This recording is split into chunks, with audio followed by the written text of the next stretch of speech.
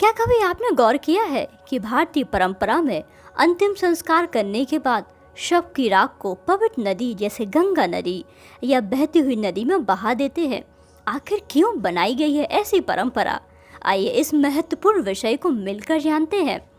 लकड़ी की राख नहीं होती है शमशान भूमि में, बल्कि शरीर की राख होती है, जिसमें कई खास गुण होते हैं।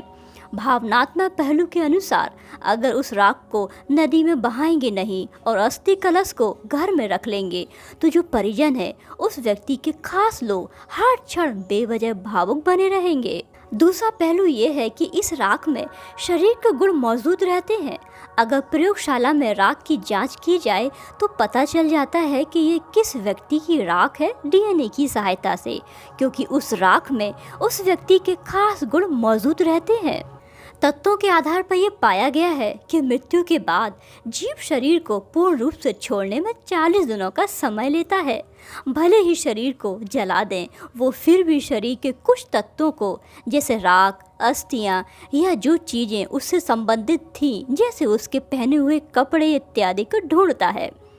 इसलिए हिंदू परिवारों में जैसे ही किसी व्यक्ति की मृत्यु हो जाती है, उसके द्वारा कई बार पहने गए कपड़े, खास तौर पे वे कपड़े जो शरीर को छूते थे, जैसे कि अंदर के वस्त्र, जला दिए जाते हैं।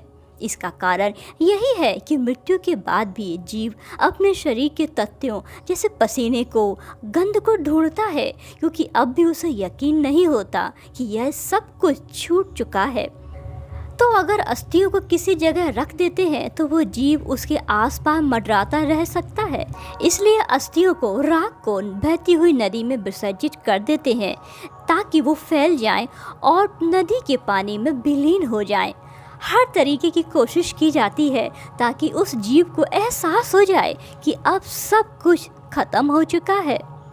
अब जो कारण मैं आपको बताने जा रही हूँ, कृपया करके उसको ध्यान से सुनिए, बहुत ही महत्वपूर्ण है। जब परिवार वाले अपने किसी प्रियजन को खो देते हैं तो ऐसे समय में लोग दुख के सागर में डूबे रहते हैं। खास तौर पर शमशान घाट पर वे लोग दुख के कारण कई चीज़ों पर ध्यान नहीं रख पाते हैं।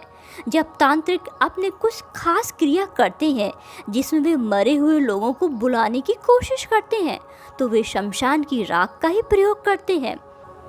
जब शमशान घाट पर कोई शव आता है, खास तौर पर जवान इंसान का शव, तो वे शमशान घाट पर पहुंच जाते हैं और ऐसा व्यवहार आदि करेंगे जैसे वह आपकी मदद के लिए वहां हो।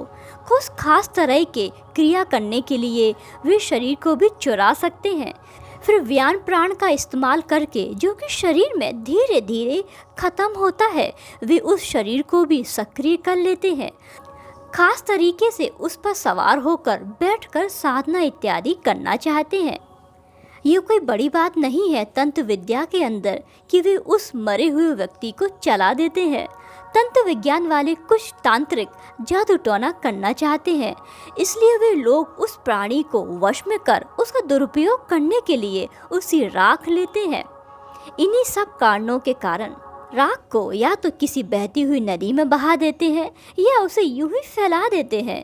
कई बार लोग पहाड़ों पर जाकर हवा में उस राख को उड़ा देते हैं ताकि कोई जरा से भी राख लेकर उसका दुरुपयोग ना कर सके।